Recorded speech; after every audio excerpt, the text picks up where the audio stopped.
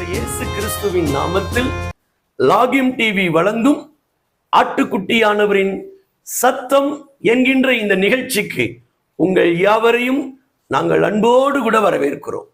நாம் யாவரும் நாம் இருக்கின்ற இடத்தில் நம்முடைய கண்களை மூடி நம்முடைய தலைகளை தாழ்த்தி ஜெபிப்போம். மகா பரிசுத்தமுள்ள எங்கள் பிதாவே, சர்வ வல்லமை உள்ள ஆண்டவரே, உம்முடைய குமாரனாயிருக்கிற இயேசுவின் நாமத்தில் ஆசீர்வதிக்கப்பட்ட இந்த நல்ல நாளுக்காக நேரத்திற்காய் கர்த்தருக்கு ஸ்தோத்திரம்.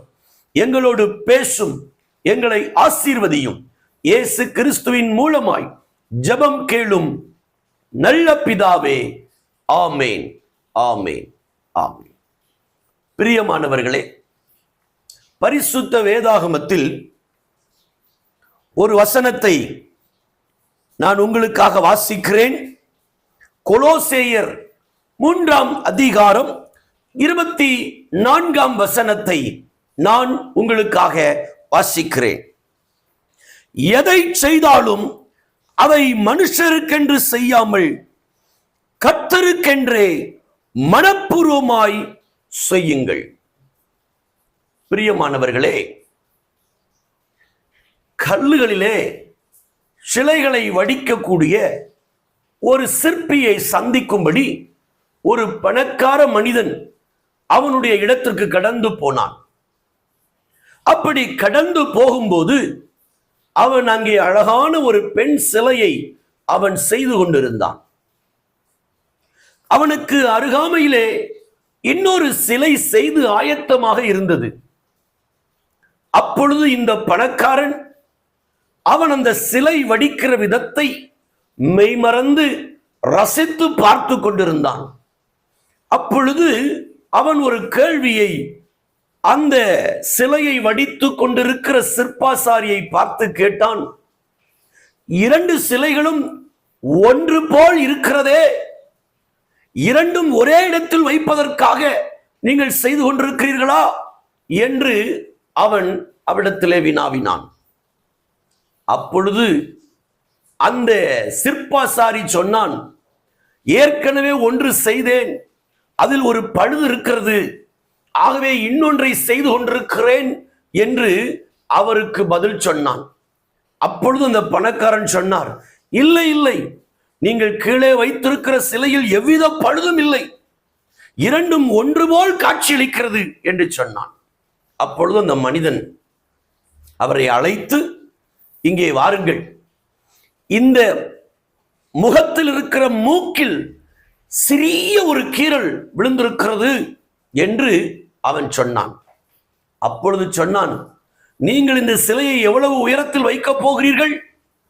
சுமார் 40 அடி உயரத்திற்கு மேல் இந்த சிலையை நான் வைக்கப் போகிறேன் என்று சொன்னான். அப்பொழுது அந்த பணக்காரன் சொன்னான், கீழே இருக்கிற மக்களுக்கு அந்த சிறு கீறல் தெரியவா போகிறது? இதற்காக இவ்வளவு மணி நேரம் மறுபடியும் செலவு செய்து ஒரு சிலையை செய்து கொண்டிருக்கிறீர்களே என்று சொன்னபோது அவன் சொன்னான், நீங்கள் சொல்வது உண்மைத்தான், நான் வைத்த உயரத்தில் இருக்கிற அந்த சிலையினுடைய சிறிய கீறல் யாருக்கும் தெரியாது. ஆனால் அந்த சிலையை செய்த நான் அந்த குறிப்பிட்ட இடத்தை கடந்து செல்லும் போது என் மனம் உறுத்தும், ஐயோ, இப்படி ஒரு குறைபாடுள்ள சிலையை நான் செய்து விட்டேனே என்கிற எண்ணம் எனக்கு உண்டாகும் என்று அவரிடத்திலே பதில் சொன்னான். நான் செய்த வேலையை மனிதனுக்காக அல்ல, என் மன திருப்திக்காகவும் கடவுள் என்னை பார்க்கிறார் என்ற உணர்வோடும் நான் செய்கிறேன் என்று அந்த பணக்காரனுக்கு அந்த சிற்பாசாரி பதில் சொன்னான். எனக்கு அன்பானவர்களே, நாம் பல நேரங்களில் இந்த பணக்காரனை போல சிந்திக்கிறோம். யாரும் நம்மிடத்தில் கேள்வி கேட்கவா போகிறார்கள் இதை குறித்து? இதில் இப்படி ஒரு சிறிய தவறு செய்தால் என்ன, என்னை யார் கேட்க முடியும் என்று ஒருவேளை பணக்காரனை போல சிந்திக்கிற நபராக நாம் காணப்படலாம். ஆனால் இன்றைக்கு நமக்கு இருக்க வேண்டிய ஒரு ஆழமான சிந்தனை எது என்று சொன்னால், அந்த சிலையை வடித்த சிற்பாசாரியினுடைய வார்த்தைகள் இன்றைக்கு நம்முடைய வாழ்க்கையாய் மாற ஆண்டவர் உதவி செய்வாராக. அவன் சொல்லுகிறான், சுமார் 40 அடி உயரத்தில் வைக்கிற அந்த சிலையினுடைய குறைபாடு யாருக்கும் தெரியாது, ஆனால் அதை செய்த எனக்கு தெரியும். நான் அதில் தவறு செய்திருக்கிறேன், நான் அதை குறைவாய் வடிவமைத்திருக்கிறேன் என்பது எனக்கு தெரியும். ஒவ்வொரு முறையும் அதை நான் கடந்து செல்லும் போது என் மனம் என்னுடைய வாழ்க்கையின் சமாதானத்தை கெடுத்துவிடும் என்று அவன் சொன்னான். இன்று நாமும் இப்படி மாற கர்த்தர் நமக்கு உதவி செய்வாராக. எதை செய்தாலும் அதை மனுஷருக்கென்று செய்யாமல் கர்த்தருக்கென்று சுத்தமான இருதயத்தோடு தேவன் நமக்கு தருகிற எல்லாவற்றையும் செய்ய நாம் ஆயத்தப்படுவோம். தேவன் நம்மை ஆசீர்வதிப்பார். எத்தனை பேர் இப்படிப்பட்ட மனநிலை உள்ள நபராக நான் மாற வேண்டும் என்று விரும்புகிறவர்கள் கண்களை மூடி தலைகளை தாழ்த்தி என்னோடு ஜெபிப்பீர்களா? நல்ல ஆண்டவரே, இயேசுவின் நாமத்தில் உம்முடைய பாதத்தில் நாங்கள் வருகிறோம். இந்த நாளையும் இந்த நேரத்தையும் எங்களுக்கு ஆசீர்வதித்து தாரும். அந்த சிற்பாசாரியுடைய மனதில் இருக்கிற எண்ணம் எங்கள் வாழ்க்கையை மாறட்டும். யார் எங்களை பார்த்தாலும், யார் எங்களை கண்காணித்தாலும், யார் எங்களுக்கு ஆண்டவரை மேற்பார்வையாக இருந்தாலும் இல்லாவிட்டாலும் ஆண்டவர் எங்களை பார்க்கிறார் என்ற உணர்வோடு உம்முடைய ஊழியத்தை செய்ய, நீர் எங்களுக்கு நியமிக்கிற பணிகளை செய்ய ஆண்டவர் எங்களுக்கு உதவி செய்தருளும். எங்களை ஆசீர்வதியும். இயேசு கிறிஸ்துவின் மூலமாய் ஜெபம் கேளும் நல்ல பிதாவே, ஆமென்.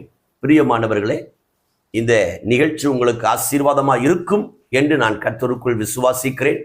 மறக்காமல் நீங்கள் இந்த நிகழ்ச்சியை சப்ஸ்கிரைப் பண்ணும்படியும் மற்றவர்களுக்கு பகிரும்படியும் இயேசுவின் நாமத்தில் உங்களை அன்பாய் கேட்கிறேன். கர்த்தர் தாமே உங்களை ஆசீர்வதிப்பார். God bless you.